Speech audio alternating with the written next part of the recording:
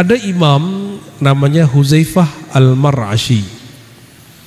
Itu menjelaskan apa indikator seseorang niat di kolbunya sudah mulai benar. Kita sebut ikhlas. Jawaban beliau apa? Antastawiyal abdu af'alul abdi fi zahir wal batin. Kapan Bapak disebut ikhlas? Amal zahir, amal batinnya sama. Lisannya baca nama Allah, kolbunya juga baca nama Allah. Udah begitu belum? Udah belum? Anggap aja lah belum ya. Bilang aja lah belum. Kalau udah nanti takut cepat jadi wali.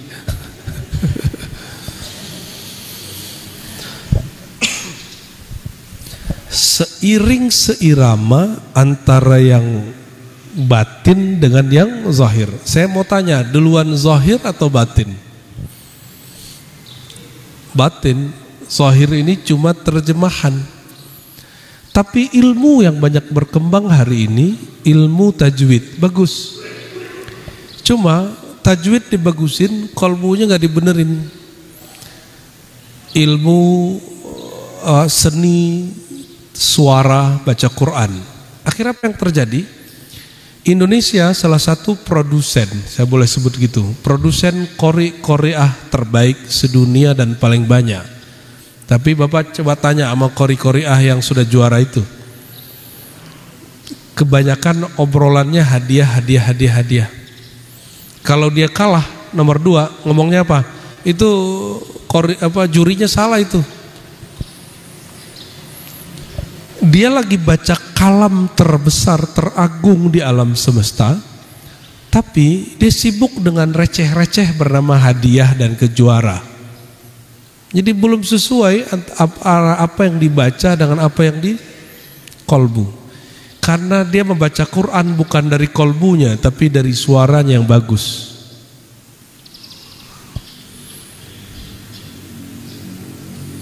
Jadi perkataan Imam Huzaifah Al-Mar'ashi ini perlu jadi perhatian kita. Mulailah cari ilmu yang bisa menyelaraskan antara zahir dan batin.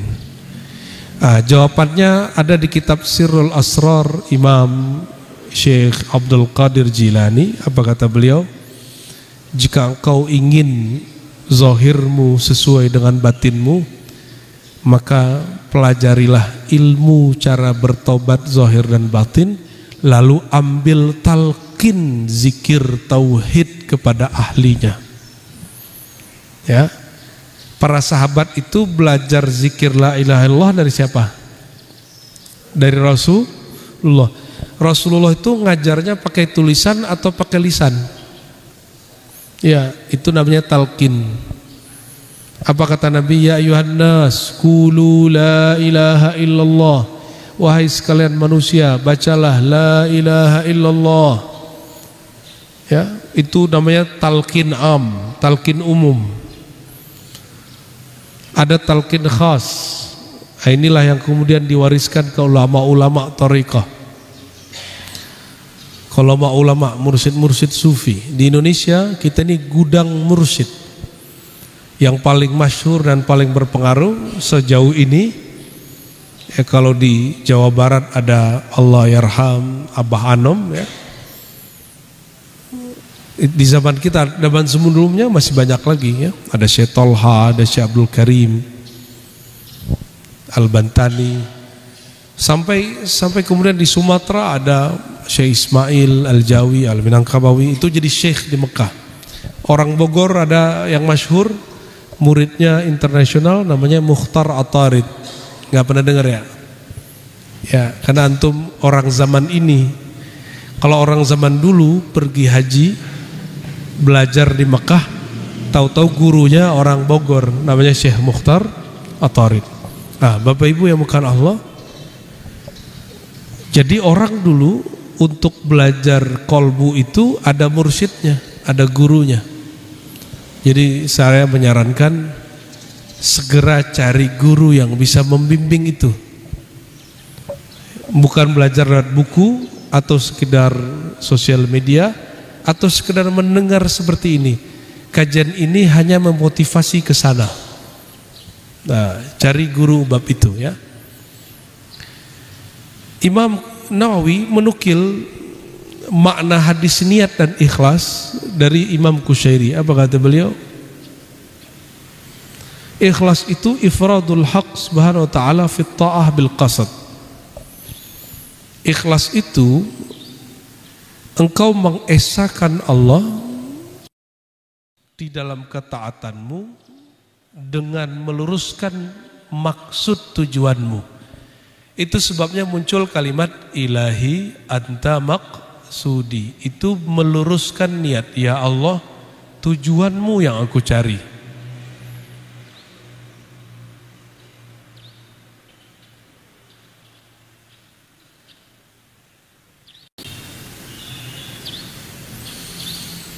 Dan ikhlas yang paling gampang apa itu? Dinukil dari Imam Tustari,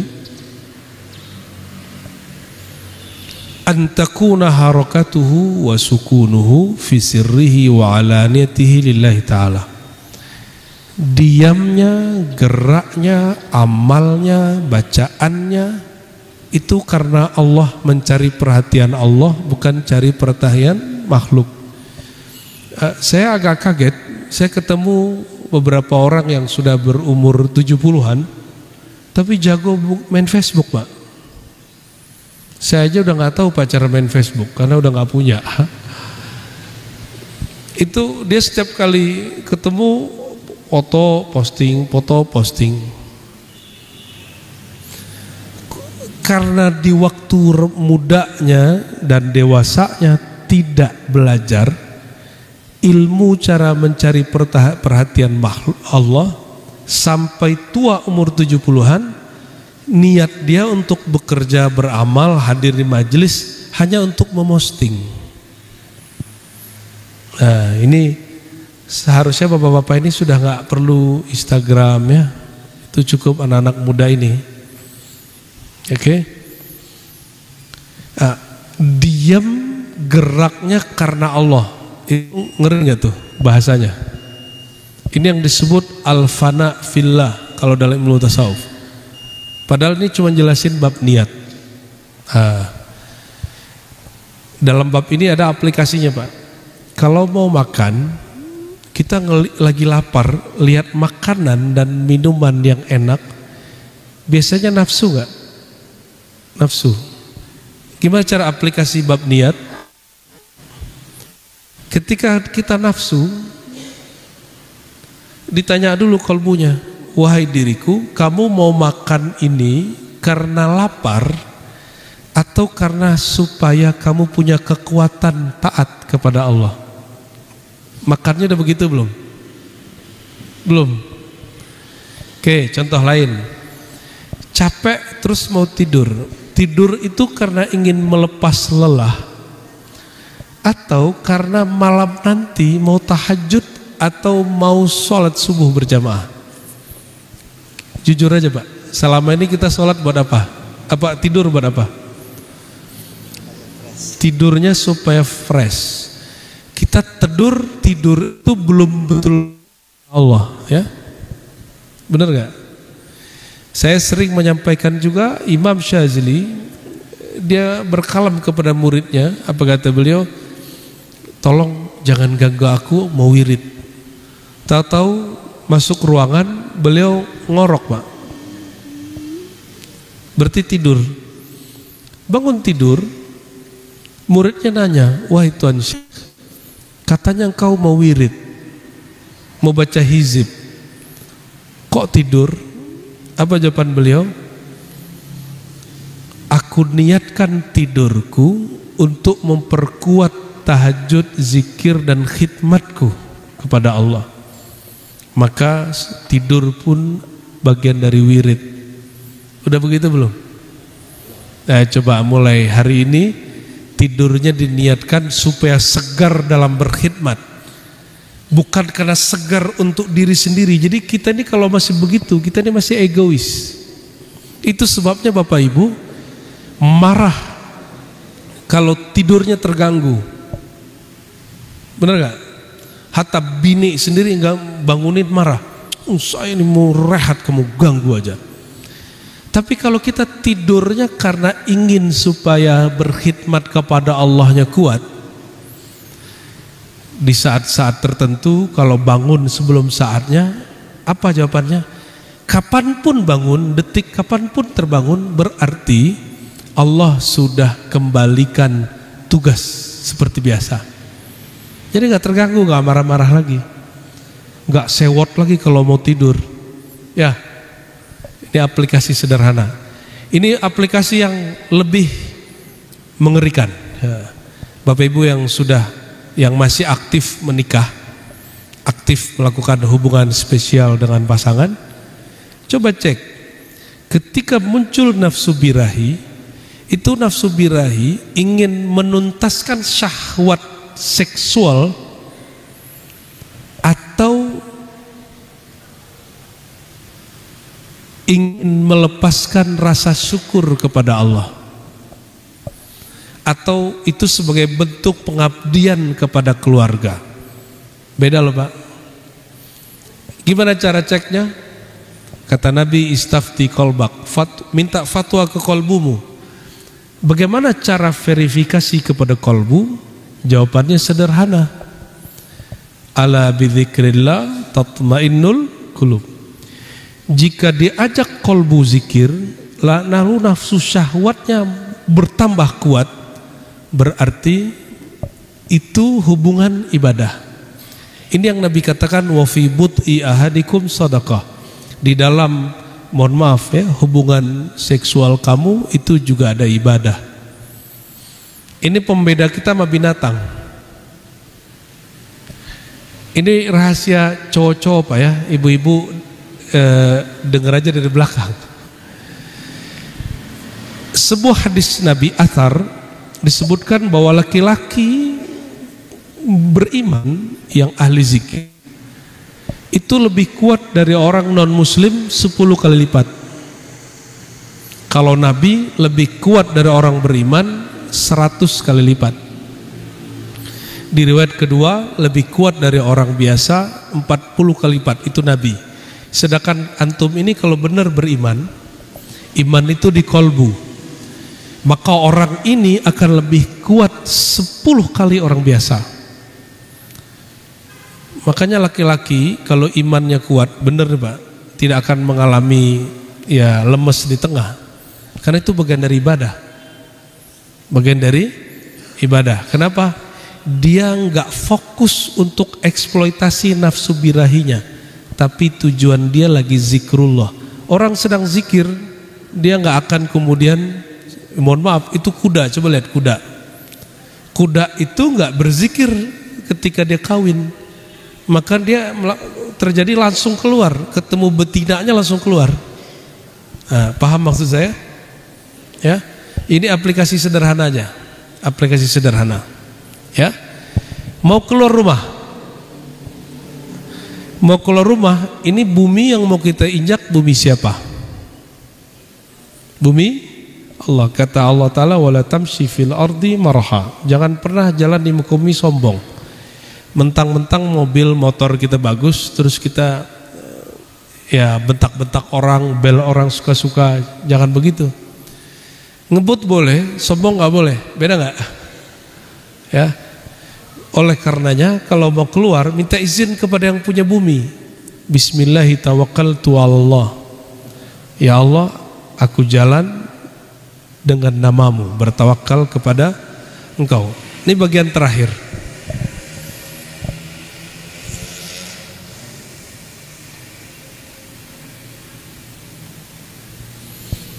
Imam Abu Ali Ad-Daqqaq, guru dari Imam Qushairi, mengatakan ikhlas itu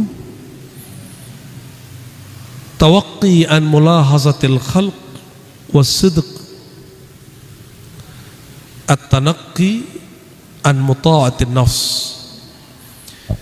Ikhlas itu indikatornya engkau tidak lagi memperhatikan komentar makhluk. Jadi Bapak ini kalau bikin acara di YouTube itu komennya banyak Kak? Terganggu gak sama komennya? Kalau terganggu belum ikhlas. Ya. Kalau terganggu dengan komennya belum ikhlas. Coba berlatih deh ya. Untuk meluruskan kolbu yang terganggu itu zikirnya cuma satu, zikir la ilaha illallah, zikir nafi isbat. Tapi mesti dengan teknik yang benar, dan teknik itu hanya ada pada ahli kolbu. Ya, jadi ini korelasi antara zikir dan ikhlas. Oleh karenanya nanti kita akan belajar satu hadis, afdalul dzikri la ilaha illallah. Itu bukan wiridan orang tahlilan, itu hadis Nabi. Zikir paling tinggi itu la ilaha illallah. Zikir paling lezat itu la ilaha illallah. Sebagaimana zikir la ilaha illallah paling tinggi, paling lezat, maka ahli la ilaha illallah orang martabatnya paling tinggi dan ilmunya paling lezat. Ya, al ilmu qutul qulub, ilmu itu makanan sarapan kolbu. Orang kenapa ilmunya sedap? Kita kok seneng kecanduan ngaji sama dia?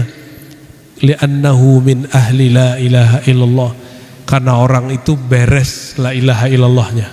Ya, barangkali itu Bapak Ibu. Ini masih banyak hadisnya. Ini katanya 1 jam, sudah 1 jam 50 menit. Oh berarti satu hadis lagi kalau gitu. Ya, sebelum tanya jawab ada satu hadis.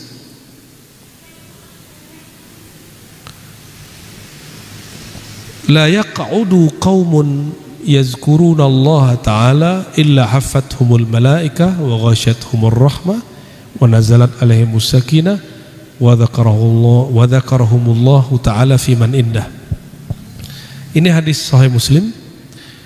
Tidaklah satu kaum duduk berzikir kepada Allah kecuali malaikat mengerubunginya, rahmat meliputinya, ketenangan turun kepadanya, dan nama dia jadi viral di langit.